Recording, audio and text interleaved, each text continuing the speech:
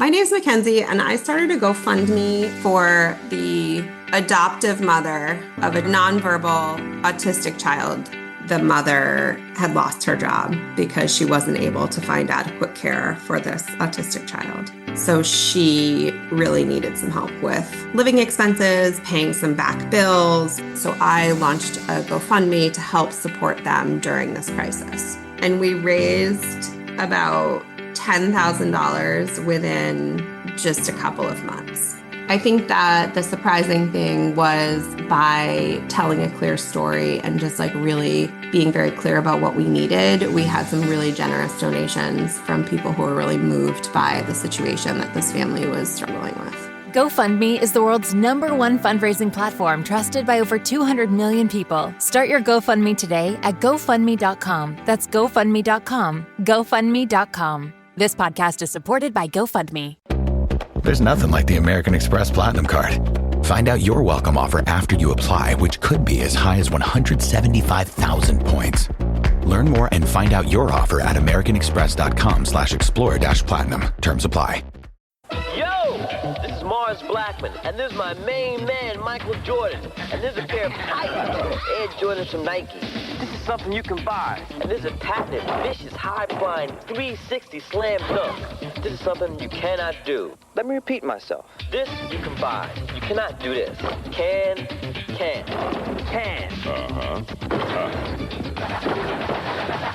No! Ladies and gentlemen, thank you for listening. Thank you for downloading. And thank you for subscribing to the latest edition of the 12 Kyle podcast. I'm 12 Kyle. Check this out. On this podcast, we're going to talk about the cultural phenomenon that you know as the Air Jordan shoe, popularized by the great Michael Jeffrey Jordan. We're going to talk about some of our favorite memories of the shoe. We'll talk about some of our favorite editions of the Air Jordan shoe and much, much more. And I've got a special co-host, my man King Jerm from the almighty Frocast podcast. So you don't want to miss it. So sit tight, and after the break, we'll present to you a great conversation on Air Jordans. We'll be back in just a second.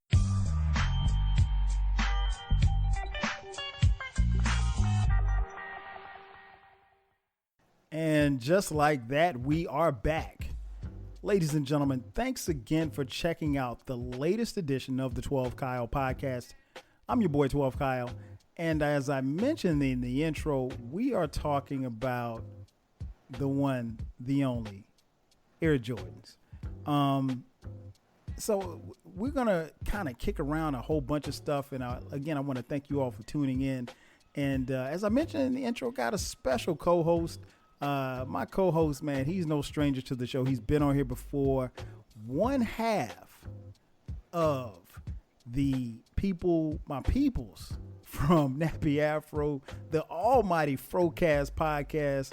My man, King Jerm, is in the building. King Jerm, what up, man? Hey, what's going on, Kyle, man? How you doing, man? Glad to be back. Oh, man. no, man, no problem, man. Glad to have you back on, man. Before we get started, man, gotta give you a big shout out. You guys over at Frocast just celebrated, at the time of this recording, your 400th episode, man. How the hell did you get 400 episodes in, man? Hey, man, I didn't think we'd ever get to this far. I mean, seeing the way that things went and how things was going, I was just like, one day this gonna end. But we made it 400 and we still rolling. So, hey, man, I appreciate it, bro. It's been cool, man. I enjoyed podcasting, man. I'd probably do it if nobody was listening, man. No doubt.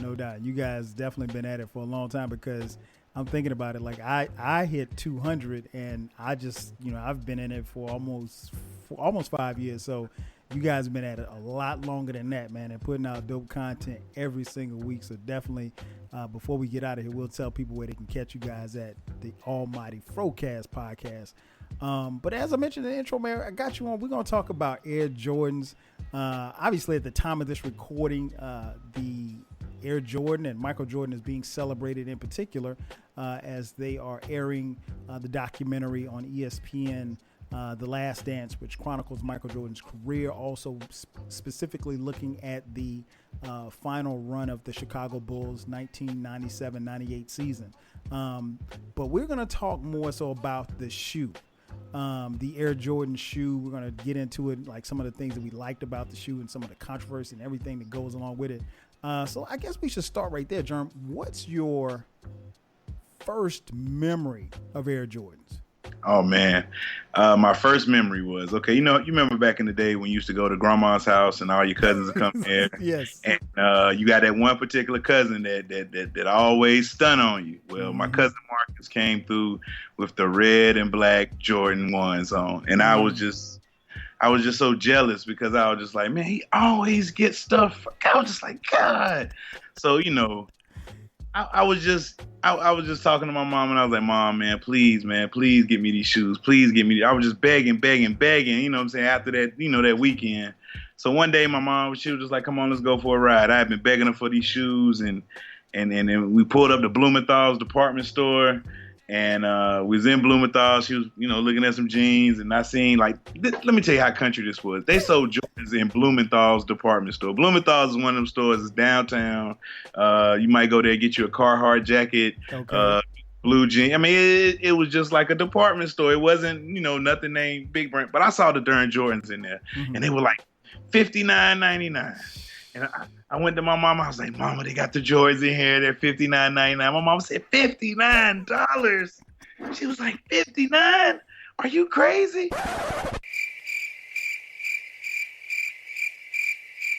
And I was just like, please, I promise I'll be good if you give me these shoes and this and that. And I don't know what. And she was like, no, you're not getting them. So I just went and sat in the car. I was angry.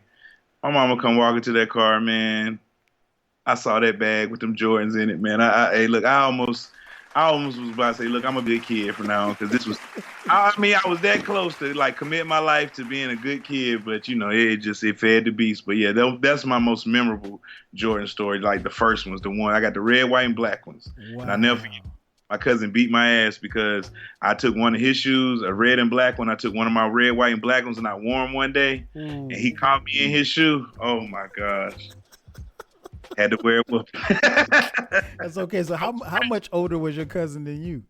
Oh, he was about 4 years older than me. So you know what I'm saying. So yeah. So it was a nice solid one. He gave me a nice one. He thumped me up good for that one. But wow. I was fresh that day. You couldn't tell me anything. So you had the red and black joint, and you had the red, white, and black joint on the other foot. Wow. Yeah. Wow. That is crazy. And it's funny that you mentioned that, because like you said, $59.99. So we're talking, this is what, 84, 85, right around that time? Yeah, about 85, around there. Okay, so let's just say 85. So yeah, ladies and gentlemen, in 1985, that's a lot of money. Heck yeah. That's a lot of money. Particularly if you ain't got it like that. You know what I'm saying? Exactly. They like 50 for some shoes? For some shoes? Yes, for some shoes, for some sneakers that you just gonna dog out. At least your mom thought you were gonna dog out. How long? I'm curious. How long did you keep those J's, man? Oh man, I know I kept them for at least 2 years now. Wow. Back then, 2 years for a kid, I was probably about 8 years old. So that was pretty good. Now, did I dog them out? Of course. Mm-hmm. Of course. They turned into my everyday shoes. I was just back then, you didn't switch up shoes like the kids do today. You didn't have 10, 12 pair of shoes unless, you were that guy. But most of the time you had a good 3 solid pair of shoes. They're probably a white pair of Reeboks, a black pair of Reeboks, and you might have a Jordan or something in there. But they're basically what you had. That's true. You didn't have a lot of shoes, and you had to figure out, you had to, at the very least, you had some shoes you wore to school, and then you had some shoes that you played in outside, and you could never play outside in your school shoes. So if your Jordans were your school shoes, you damn sure ain't wearing them outside to play in them. That's for sure. Man, my first memory of the Jordans probably was, really from Mike, to be honest. I remember Jordan in college. Obviously, Jordan. And it's weird because I remember, growing up in South Carolina, we watched a lot of ACC basketball. And, had no choice. Exactly. Yeah, you had no choice. Jefferson Pilot Sports. Jefferson Pilot Sports. Every Saturday. So we got a chance to see all kind of ACC action. And I remember Jordan as a freshman, before he hit the shot against Georgetown, they actually called him Mike Jordan. He wasn't Michael. He was Mike. They listed him in the program as Mike, and they called him on TV as Mike. And he was nice, but he wasn't. He didn't really, at least to me, he didn't really stand out. Like the star on the team was James Worthy. And I remember begging my mom actually to stay up and watch that national championship game that they had against Georgetown. And obviously, like I said, Mike hit the shot. And, I followed his career at Carolina. And then when he came into the league, I remember reading in Sports Illustrated that he was getting his own shoe. And because my parents, one of the treats I got as a kid was that my parents actually ordered Sports Illustrated, the magazine, for me. So it was my magazine. So I read it, and that was like one of my prized possessions, getting my weekly Sports Illustrated. And I remember reading it because I would read Sports Illustrated from cover to cover. And I remember reading that there was going to be a shoe coming out for Michael Jordan called the Air Jordan. And at the time, to my knowledge, there were no other basketball players that had their own signature shoe with their name on it. You know what I'm saying? Converse had most of the athletes in the NBA. They had Jordan. They had Magic. They had Bird. They had, yeah, exactly. I think they had Isaiah too. So, all of the stars, were pretty much with Converse. And, Nike was a company that really wasn't, funny to say, but Nike wasn't popular back then. At all. So, they take a chance on Jordan. And anyway, so make long story short, so my first introduction of the shoe was, actually seeing them on his feet. And I remember, there was some hoopla about the red and black shoe, not the red, white, and black shoe, but the red and black shoe. It was called the Airship. The first shoe that he wore was called the Airship, and that the Airship was there for him to wear prior to him wearing the Air Jordan 1s. And when he put the shoe on, the shoe it was red and black, and it didn't have much white in it. And legend has it that the shoes were thrown out of the game. And there was actually a commercial that Nike aired saying that the shoe was banned.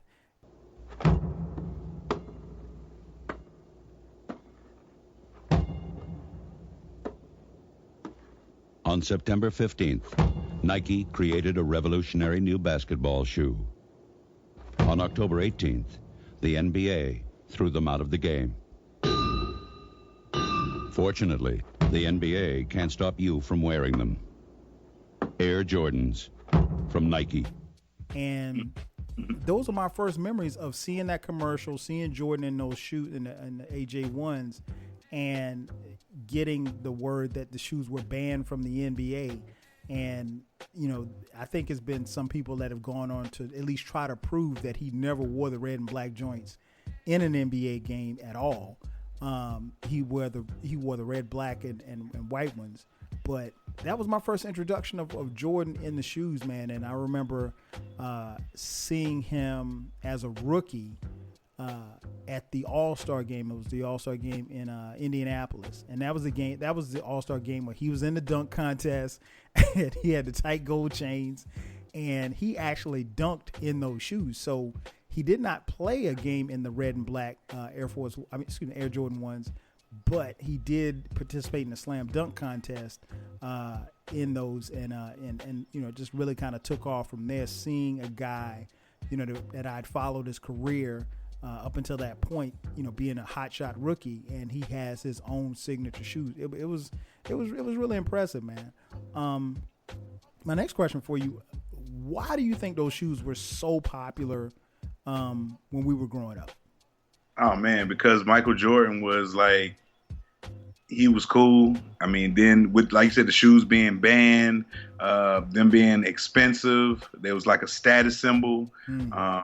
It was just like if you saw a basketball player, like we used to have this Little Four tournament around Christmas time in our city, and one team, would come and they were all like the whole team would have the Jordans on, whatever Jordans came out that year, and it just made them. I don't know why, it just made them look better, and I don't understand why, but it was just something about the Jordan, man. It. I don't know, maybe because it was hip. We saw it in rap music videos, and I mean, it just changed America. Like it was something different. It was something different. Like these new guys, like their shoe drops will never be like the Jordan was. I mean, people was dying over Jordans. Like I remember a point in time when my mom was like, "No, you can't get the Jordans this year. Why? Because people getting killed for them." And I was just like, "What?"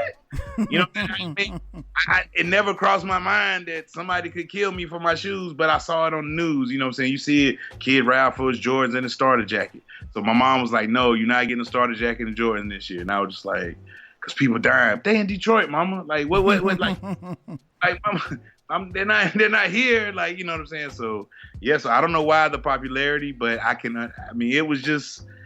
it was crazy, man. Like Jordan was cool, like the posters, the jump man, the tongue out, and like, Jordan was the man. Like he was the man. No doubt. You touched on a couple of points, man. I think it's one of the things that I remember about the popularity was, for one, like you said, they were expensive, right? And so anytime you make something expensive, it's going to be, somewhat of a status symbol. You mentioned that earlier, and it's like, so it was the thing to have. So when you saw somebody with Jordans on, at least for me, I assumed that they had money. Exactly. I assumed that they had at least some money. Maybe they had more than me, but they had enough at least to buy the Jordans. Especially if they were playing basketball in the new Jordans, you'd be like, "Dude, you just at the court in Jordans?" You'd be like, "Wow, you just."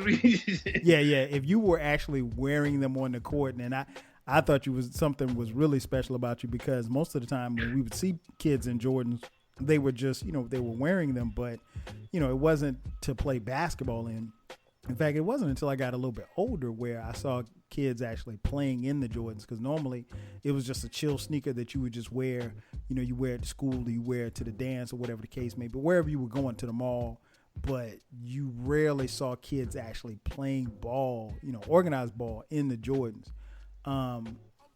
Another reason why I think it was as popular, obviously, because Michael Jordan came in at a time where, the landscape of the NBA had, it was changing. I tell people all the time, like I started watching the NBA in 1980. That was right around the time where Larry Bird and Magic Johnson came into the NBA. But I remember sitting down on Sunday afternoons watching NBA games, and the games were on tape delay. Like you could, if you watched your local evening news, you would see what the score was between the Lakers and the Hawks, and then the game would come on, like maybe if it didn't come on if it didn't come on live in the afternoon, you'd see it like that night at like 10 o'clock.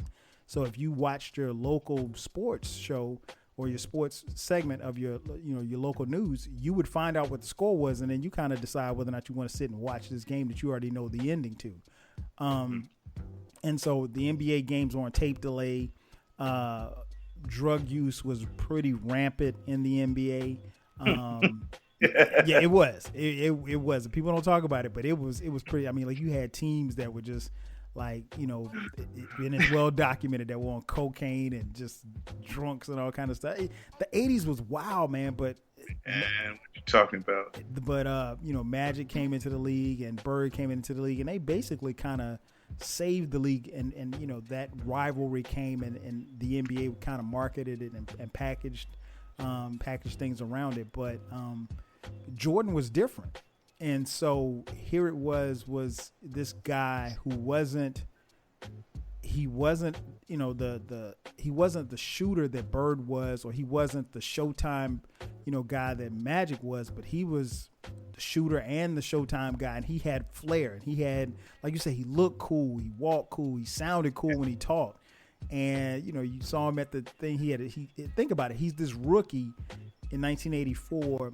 He's got these gold chains.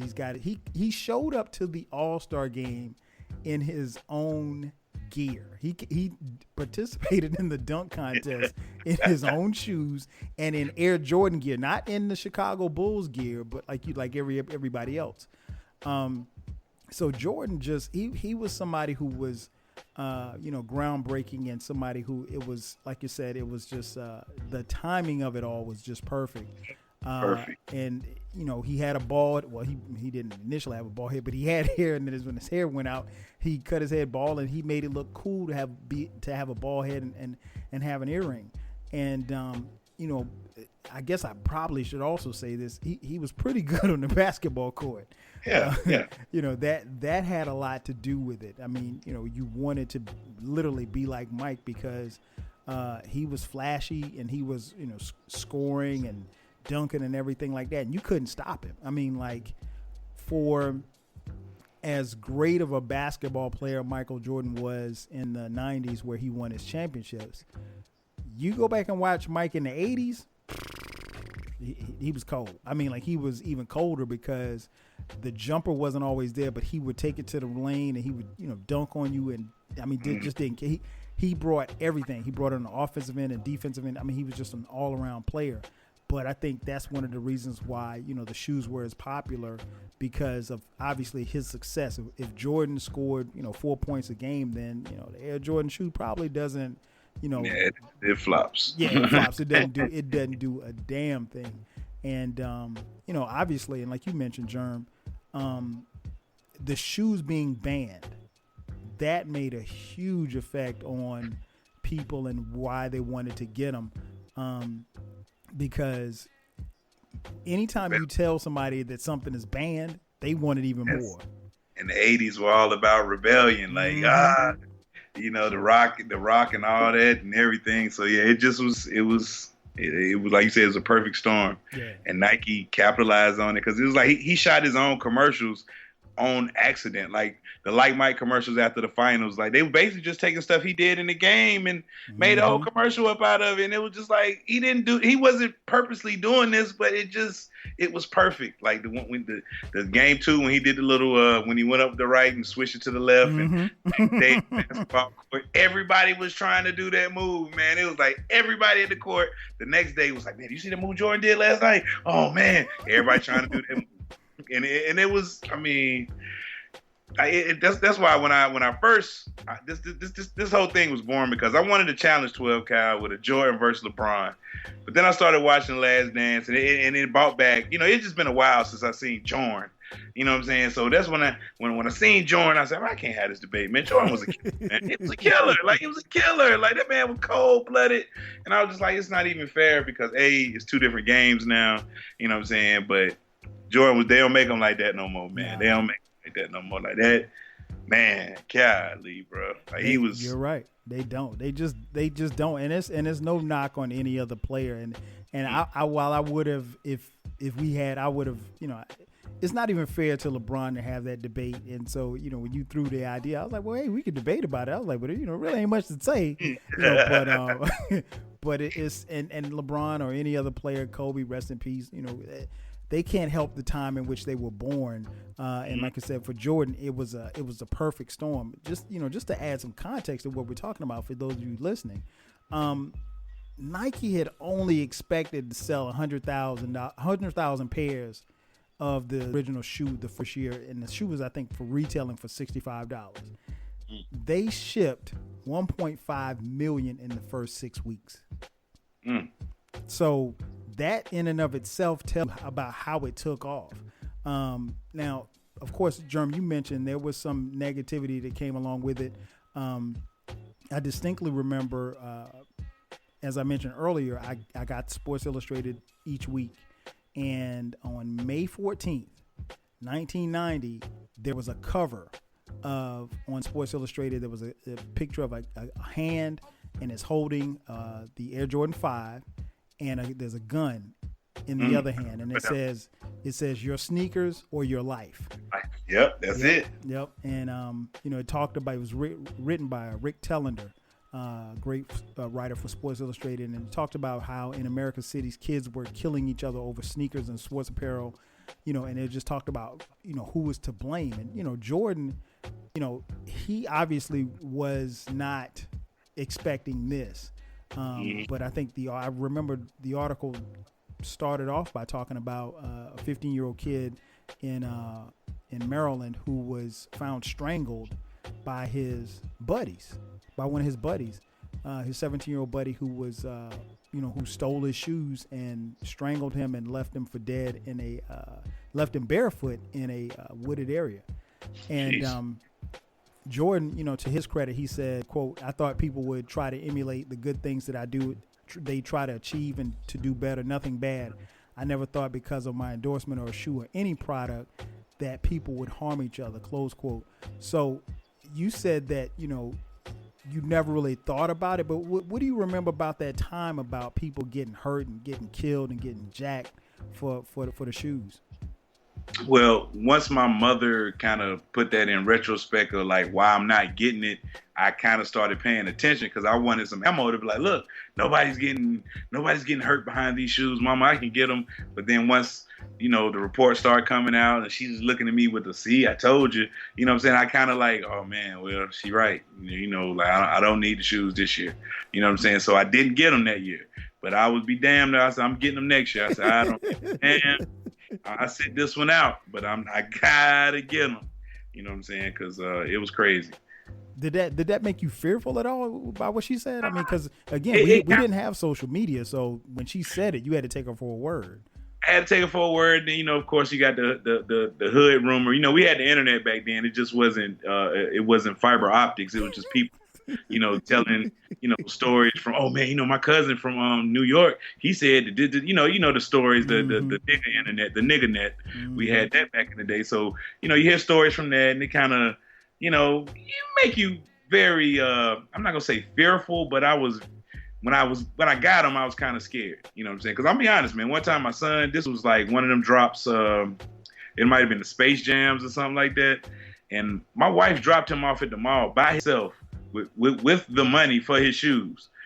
And that day, the wolves were out because they didn't have enough shoes that day. And I told her, I was like, yo, don't ever do that again on drop day. Because I told him, I said, well, he called me. He was like, Dad, can somebody come pick me up?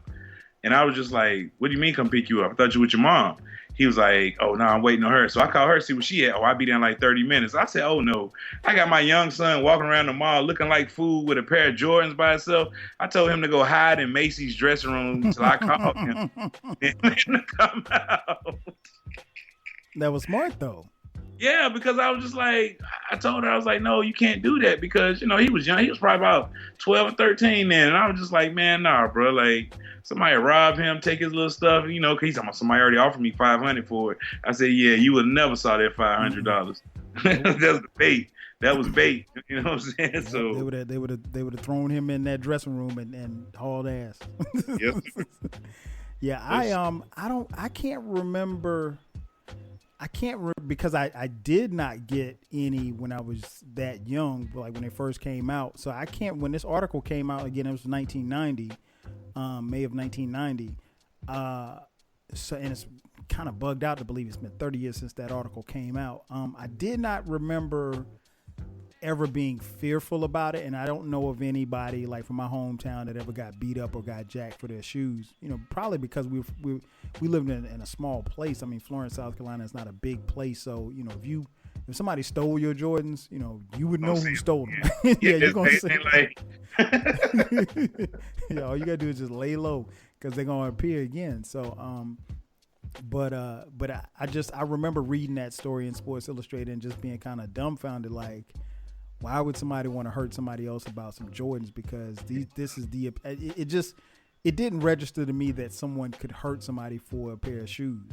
To me, I was like, it ain't that serious, and it really wasn't. But, it was unfortunate that, across the country, kids were definitely losing their lives. And again, Jordan and Nike had to speak out about it. And it goes, if you want to look deeper into it, it goes into, just some of the social and economic strifes and things that we had to deal with in that time, and for some of us still dealing with at this point. So, but yeah, it was definitely some wild times in the 80s. I tell you what. No, go ahead. I won't interrupt. But you remember how you know how now Jordans come out, they sold out in 15 minutes. It didn't used to be like you could go get Jordans at any time you wanted Jordans. Like you didn't have to get the Jordans when they dropped the first day. Your mom might not get paid the next week, 2 weeks, 3 weeks, 4 weeks. You might have the Jordans 4 months after they dropped, and you know it's another colorway out, but you still got the first. But they was always available. Like it was never like this. Like where they sell out in 15 minutes. You ain't there on Saturday, you're not getting the Jordans. But back then you could get Jordans at any time. Well, I think part of it is too, and it's been kind of Nike's MO, and it's almost like the gift and the curse. They make them they make it to the point where it's almost a level of exclusivity. You know what I'm saying? Okay, we're only going to ship 1,000 of these. So if you're one of the 1,000, and I'm using 1,000 just as an example, but if you're one of 1,000 people, like let's say if your local Foot Locker is only going to get 20 shoes, you know, then yeah, you're dope if you're one of the first people in line to get those shoes. However, it also makes you a target because you know that ain't no more of those shoes coming. So if you don't, you know, if you cop those shoes, you, like you said, like your son, you know, you better hide or do something because there's a chance that somebody probably will run up on you to get them, or at least try to, you know, they're going to try to buy them from you first, and then they may jack you for them. So you're right about that. And I think that's something that Nike has done. And I understand from a business perspective why they've done it like that, because yeah, it does make it, you know, people want to be, you know, the exclusive owners of it. But I think it has also driven up and it also drives the price too. You know, oh yes. Because if you have a limited amount, trust me, you're gonna pay more for them. I tell you what, this is a great place to take a quick commercial. We'll hear from Jordan and Spike Lee in the commercial. One of my favorite commercials where Spike Lee is talking to as Mars Blackman, the character Mars Blackman, and he's hanging and he's trying to block Jordan's dunk. And on the other side, we'll break some more things down with regards to the Air Jordan shoe. Got my man King Jerm in the building. Sit tight. We'll be back in just a second.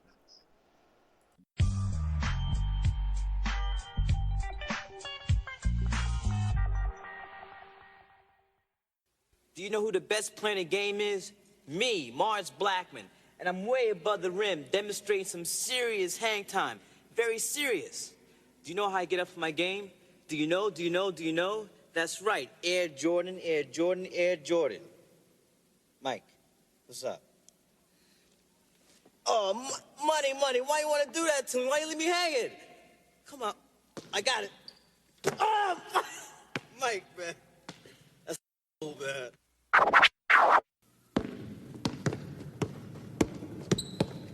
Mars Blackman here again. You know, nobody in the world can cover my main man, Michael Jordan. Nobody. Nobody.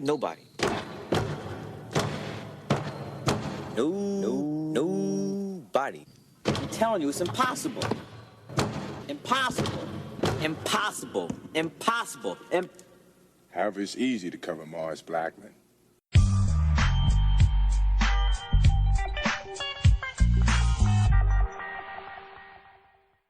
And just like that, we are back. Once again, it's your boy 12 Kyle. This is the 12 Kyle podcast, and I got my man King Jerm from the Frocast podcast on. We're talking about Air Jordans. As I mentioned before the break, we were going to come back and chop it up some more about the Air Jordans. So let's get into it, man. I got to ask you, what were your favorite pair of Jordans that were made? Two-part question.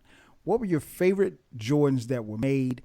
And what's your favorite pair that you've actually owned? Okay, my favorite pair that were made. Okay, I'm conflicted because the fours, the white and gray, the white and cement fours, the black and cement fours, the black sixes with the the long tongue. They used to have a little thing for your shoes on there. Those was my favorites. And the 11s, the patent leather 11s, the white and black ones. Those are like my three favorite Jordans. And I had the black ones because I'm telling you, funny story about the black ones. Go ahead. So I started school. My mom, she had the money that year. I think it was 6th grade. She had the money that year, so I had to wear my summer shoes on the first day of school. I was fucking upset. You know what I'm saying? So I made it through most of the whole day till one day. It was later on the day. This kid was like, Jerm still rocking the shoes he had on this summer. And you know what I'm saying? I was just like, yeah. You couldn't do that. so you know what I'm saying? You know, and I was just sitting here like, dang, bro. Like, I just knew I was going to make it through this day. I was going to be all right. So I hit my grandma up. She's like, how school was? I was like, it was terrible. You know, I told her what happened. She was like, hold on real quick. You know, I'll be out there in a minute. So grandma come pick me up. You know what I'm saying? We go to the mall. See, at that time we had a Flight 23 store in our town. So, you know, we went to the mall. And, you know what I'm saying? She bought me the fours, the black fours, and she got me the flight suit. So that next day I went to school. I had the flight suit on and my Jordans. Couldn't tell me nothing. Couldn't tell me nothing. Like, you know what I'm saying? Got about the 4th, 5th period. This girl stepped on my shoes on purpose. And I said, and I was like, B, what you do that for? And she said, what you call me? I said, B, you heard me? You know, because I was feeling myself that day. Let me tell you, this girl laid to smack it down. She hit me so hard, bow! It was like one of them tomboy girls. So she hit me, and I looked over my homeboy. He's sitting there with his little hand like, ooh. So anyway, I ended up getting a fight with the girl. Get suspended. What? Man, listen, Cal, man, listen, man. I whooped her ass, bro. Like, I just went, like, because it was like I was embarrassed. But, you know, I was 11. I'm not proud of it. She was a tomboy, if that makes you feel any better. She was a tomboy. But she had an older brother in the 10th grade, and I was terrified for about 6 weeks that this man was going to run me down and fine me for beating up on his sister. But luckily, we never crossed paths, but I did get suspended, and that was my Jordan 4 story. So, yeah, those are why the 4s are, like, my favorite, because it's just a long story behind those. So I'm going to go with the 4. So she stepped on your joints on purpose. She was hating. She didn't want to see your kids shine. She couldn't take it. Damn. Ugh. And you had the white 4s? I had the black ones. Okay. Still. It was yeah. Principality. I was heavy on the NWA, so, you know, that B word just kind of just like, it flew out. You know what I'm saying? So.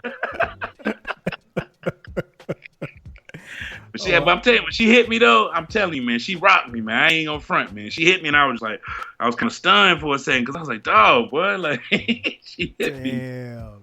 Jerm caught a smackdown over the Jays. Wow.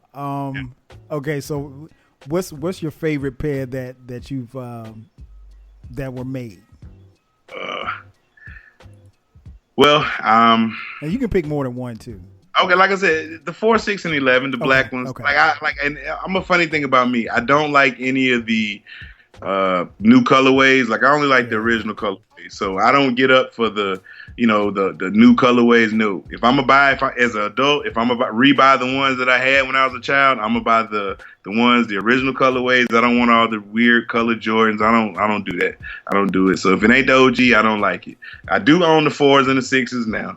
I want to get the 11s because every time they come out, I could never get them, and I don't do the resale because they want like $390 and $400, and I'm just like, I'm not paying that much for no shoes that you paid $200 for, buddy. Like, I'm not gonna do that. Like, I'm sorry. Oh, no doubt. I totally feel you on that. I'm there's only a couple that I could probably see myself rocking, like the Jordan 1s. You know, like I've seen them in, like, let's say green and black, like that Celtic green and black. Yeah. I don't have a lot of green, shirts and stuff, so I'm trying to picture like what I would wear with it. You know what I'm saying? And I'm not really, like you said, we just didn't come up in an era where you bought like shoes for a particular outfit. Like you had a black shoe, you had a white shoe, you had something maybe in the middle. You might have a blue shoe. So I'm not really big on all of the colors and stuff like that, but I totally get where you're coming from. Let me see, my favorite pair that were ever made. I'd probably say the 3s, the 4s, and the 11s, Space Jam joints. Tough. Yeah, the pair that I've owned, I got a pair of 4s now, white 4s. I want the black 4s. But I'm just being cheap about it. Like you said, I don't want to pay it. But the black 4s, like, I can't find the black 4s in my size no less than like $300. Let me ask you. You got one of the common sizes, the 9 to 10 and a half people. Yeah. Oh God, God bless you, sir. Cause look, good luck, man. Cause it's a struggle, man. It's a struggle. Cause it's like everybody wear that size. You fighting with everybody from kids to like 10 years old to adults. Like everybody's in that little That's why I'm like, man, I feel bad for the 9 to the 11 people. Like, man, that is tough. Yeah, like, and it's messed up because like I got a homeboy. I ain't gonna say his name. I'm gonna just say his name is Reggie because he's coming up on an upcoming podcast. And Reggie he wears like a kid 7. Jeez. He's got it's weird because it's like he's probably about 5'9", 5'10", but he got mad small feet. Like he wears a kid's shoe. Like it's funny to see a grown ass man in some little kid Timberlands. But like he'll get Jordans, he get the kiddie prices. So I always be clowning him about that because he got mad. I don't know what happened to his feet. His feet are mad small. But you know, it's you know how it is with J's, man. You gotta bite the bullet and just be like, fuck it, I'm gonna get it. You know what I'm saying? So it's because here's the thing, the price ain't gonna change. Nope. It might get higher. It might get higher. Like they only want you lucky they only want 200 for something now, 220. You know what I'm saying? Exactly. So I mean, I go to my little websites and the price ain't changed. The price hadn't changed over the last 6 months, and I keep going to the little website hoping that it'll go down. It ain't going down. It ain't hardly going down. So I'm at some point, probably in the next month or two, I'm gonna go ahead and cop the black 4s. I mean, look, they got the little. You can make payments on them now. You know what I'm saying? Nah, ain't gonna be no payment. You know what it is, man. I'm frugal. That's all it is. I could order them right now, man. I'm just frugal. I don't like to use the word cheap. I'm frugal.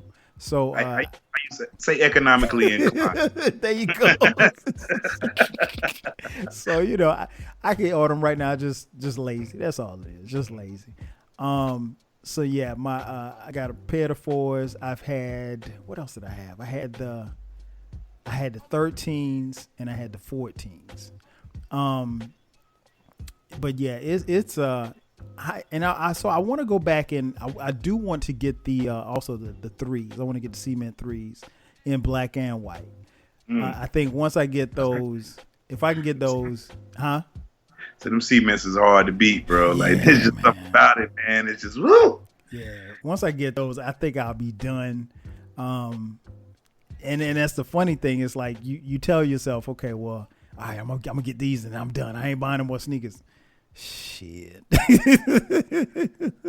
Hey, I mean, I told my wife last year, I was like, listen, I'm going to be irresponsible. Like I told her, I was supposed to get 3 pair of Jordans last year. I was supposed to get the black and red 11s, the black 6s, and the black 4s. Because last year they had all the black and red shoes came out last year. So I was like, yes, I'm getting on them. But I only got 2 of the 3.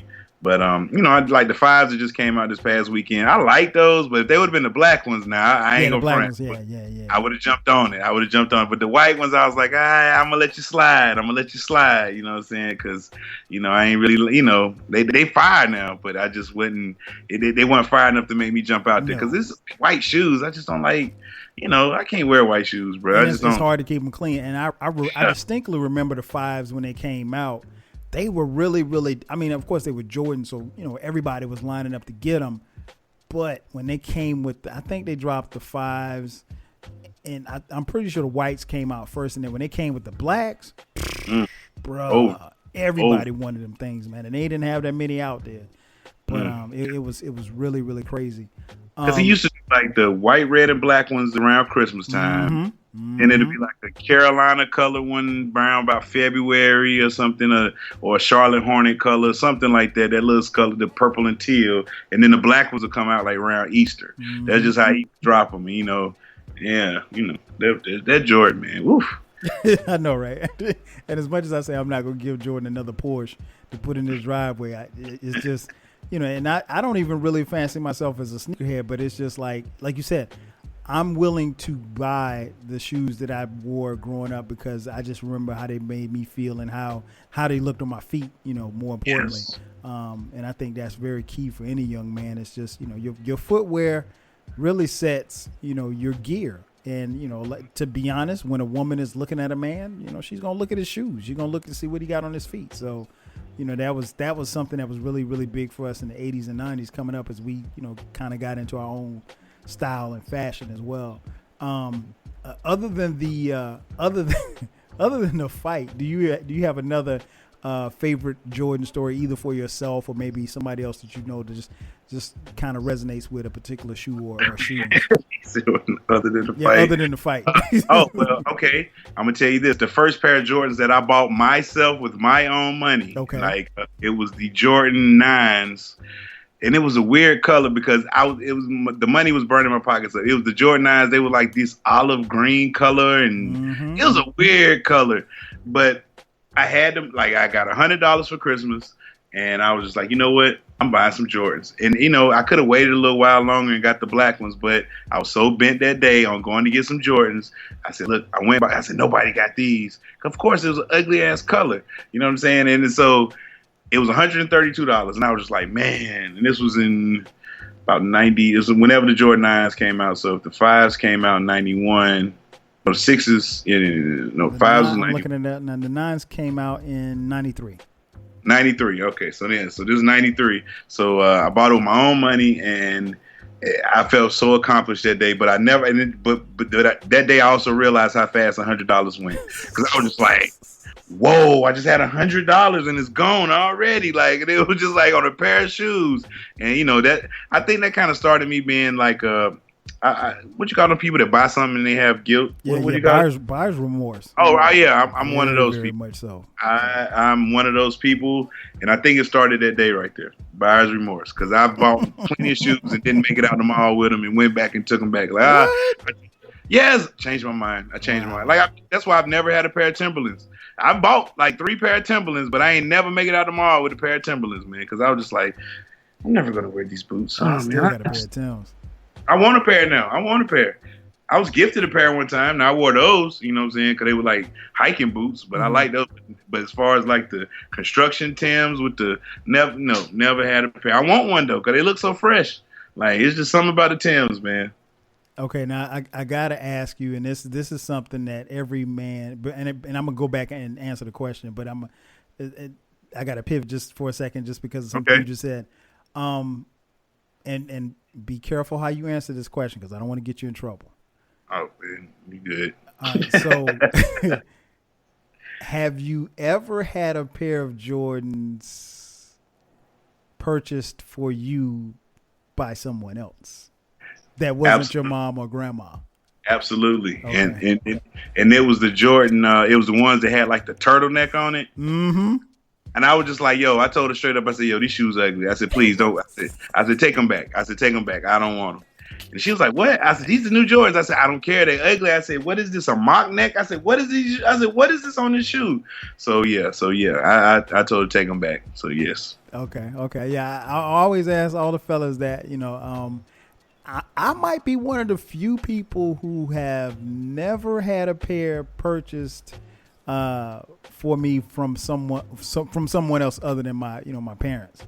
I had an offer once, but I was like, nah, because I just knew there was more coming with the if she would have loaded off. It was a loaded offer.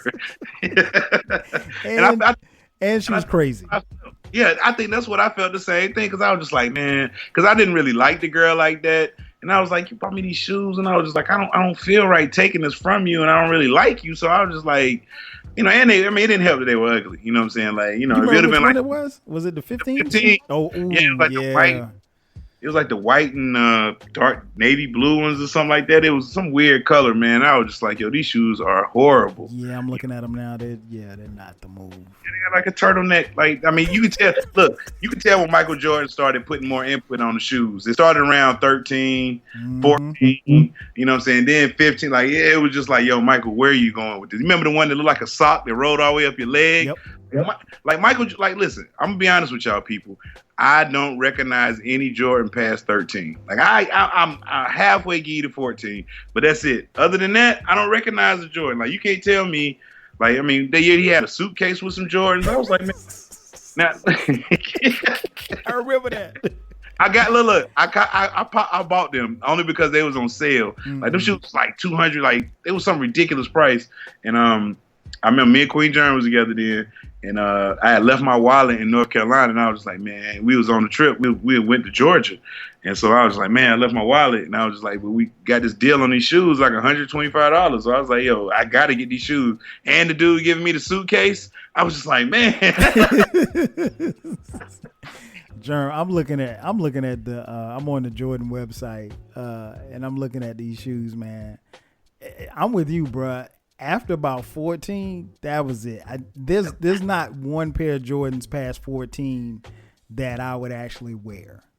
I mean, them things were hideous. Like you could tell when Michael Jordan started like putting his too much input in, because like 14s was like, oh, well, this is inspired by Ferrari, and I'm just like, what? Like, what does that mean? And it's funny because I actually have to answer the question. I actually have a story about it. I may have touched on it on this podcast or some other podcast, but I'm pretty sure it was this podcast. Well, I talked about how we had a scheme going when I was in college.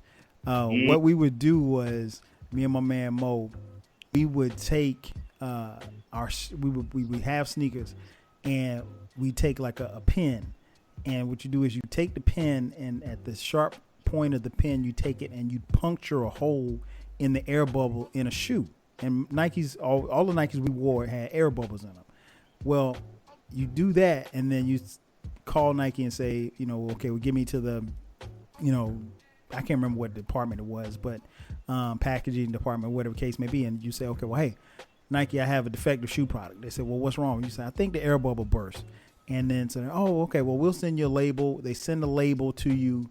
You get the label. You box the shoes up, send them back, and then they have to, take them in for an inspection. And what they would do is they said, okay, well, if we found that your shoe product is defective, we will send you back either that shoe or a comparable shoe in the price. And so Jerm, we had this scheme going, man. We stayed with mad sneakers, and like Nike never caught on, right? And I mean, I could talk about it now. The statute of limitations is long gone. And so, and I don't know that necessarily we were doing anything illegal, but anyway. No, he wasn't. So, and I mean, we college kids. I mean, what are we supposed to do? Exactly. So I sent a pair back, and I think I sent like some Air Flights, and when they sent back because what they're supposed to do is send back a shoe that's comparable in price. So if you send a shoe that's worth $120, they're going to send you back a shoe and they never send back the shoe that you sent, because by the time they do all of that stuff, and this process usually takes about 6 weeks, they would never send the same shoe. So you would always get a brand new shoe, and it's usually an upgrade from the shoe that you had. So anyway, long story short, I sent like some Air Flights that probably were worth maybe $120. At the time, the Jordans were worth about $160, and they sent back the black Air Jordan 14s, the Ferrari joints, the ones that, although you're listening, those are the ones that Jordan wore in his last games when he hit the big shot against Utah in the finals to win his 6th championship. So I'm geeked up. I'm like pumped up and excited. I'm like, man, I got the 14s. I got them for free, so I'm like, okay, let me put them on. And I put them on, and I just, I put them on. I just kind of walked around the room. They looked dope on my shoe, on my foot and everything. And then I think something happened or whatever. And I was like, okay, I'm going to wear them to class. And I called my boy Mo, and I told him, I was like, yo, I got the J's. And he's like, what? He couldn't believe, because like we would always get new shoes, but we never got J's. And so, man, I wore them to class, Jerm, and my feet were on fire. I had to check the shoe to make sure that the size, I was like, wait a minute, I know it's a 9.5. What the hell? I mean, Jerm, the more, and we're in college, so there's a lot of walking. I mean, like, and it was bugged out because people were complimenting me on the Jordans, and my feet were killing me. You grimacing, you just like, yeah, man, yeah, man. I don't know. And so I got left out of class right now. Man, after I left out of class, I strung them up again. I tried to loosen them up, And I was like, okay, I'm telling myself, okay, I just got to break them in. I'll be okay. And I mean, like, you ever seen a woman walk into the club and shoes hurting her, or she leaving the club at night, and shoes hurting her feet? Man, I was like that day, and I was like, okay, well, so I tried to string them up again, and I wore them the next day, and it was worse the even next day. I was like, bruh, I hated those, man. I ended up boxing those shoes up and giving them away. I gave them to, I can't remember if I gave them to my boy Moore or if I gave them to somebody else, but I gave the shoes away. I didn't even want them. Those were the worst shoes I've ever put on my feet. And I was like, man, and Jordan's my guy, but I was mad as hell at Jordan for that. I was like, how could you how dare you put out a shoe like that? My feet were on fire, Jerm. On fire. Man. That's like one of my favorite, even though it's a bad story, it's one of my favorite Jordan stories, man. That shoe, I mean, killed my feet. And it's not like I don't have big feet like, it's not like I wear a 14 or something like that, but it just, nah, bro. That's so narrow, man. Like the ones that came in the suitcase, those were some narrow J's, boy. Like, to a concert one night, man, I was just like, please, God, let's hurry up and get home. I'm talking about, man, it was just, it felt like my foot somebody had chopped the darn top of like all my toes off. I felt like Tom Dempsey or whatever that kicker name was. That's him. I mean, my foot, it just was numb, man. I was just like, bro, I cannot feel my toes. Please let me. As soon as I got in the car, I took my shoes off. And like, I was just like the lady. I was just like, oh, God.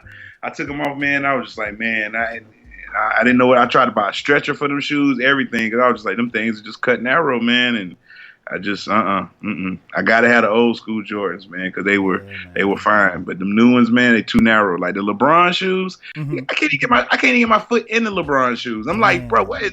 I said, what is this? I was like, what in the world? Like, so, man, no. And see, that's the scary proposition for us because now, most of us, we're buying the shoes online. So, you don't want to pay $200-$300 for some shoes. And, even though we know the size of our foot, every shoe kind of fits differently. And like if you buy, just example for those of you listening, if you buy a Nike running shoe, the shoe might be, if you wear a 9.5, you might need to get a 9 because they run maybe a little smaller.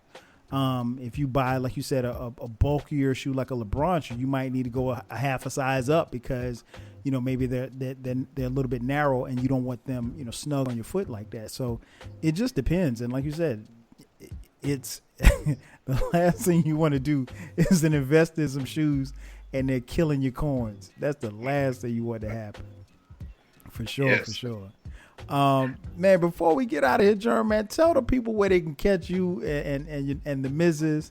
on the Frocast podcast, man. Well, man, if you're in the podcast, which I think you are because you're listening to a dope one right here, man, you come check us out on Fridays.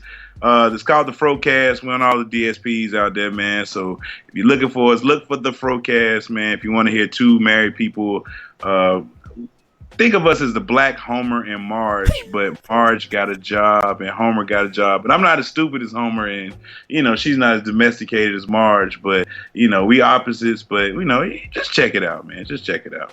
Man, you guys, and if you follow my podcast, I've shouted them out the last couple of years.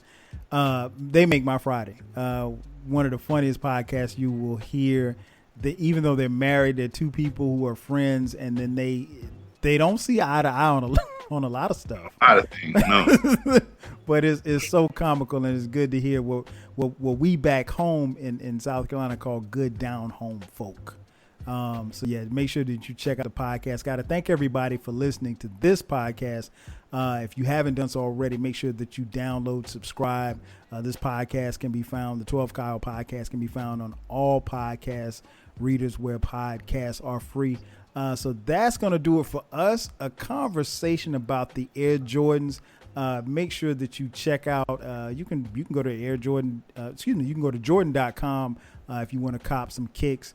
You probably won't find a whole lot on there, but you can look different places if you want to buy some shoes, but I'm not here to advertise because they ain't paying me. Nonetheless, for my man King Jerm, I'm your boy 12 Kyle. Thanks again for checking out the latest edition of the 12 Kyle podcast. We'll catch you guys next time. 5,000.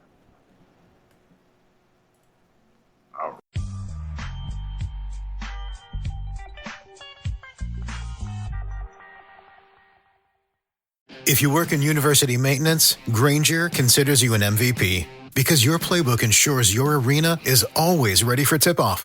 And Granger is your trusted partner, offering the products you need all in one place, from HVAC and plumbing supplies to lighting and more, and all delivered with plenty of time left on the clock, so your team always gets the win. Call 1-800-GRANGER, visit Granger.com, or just stop by. Granger, for the ones who get it done. When you manage procurement for multiple facilities, every order matters. But when it's for a hospital system, they matter even more. Granger gets it and knows there's no time for managing multiple suppliers and no room for shipping delays. That's why Granger offers millions of products in fast, dependable delivery, so you can keep your facility stocked, safe, and running smoothly. Call 1-800-GRANGER, click Granger.com, or just stop by. Granger, for the ones who get it done.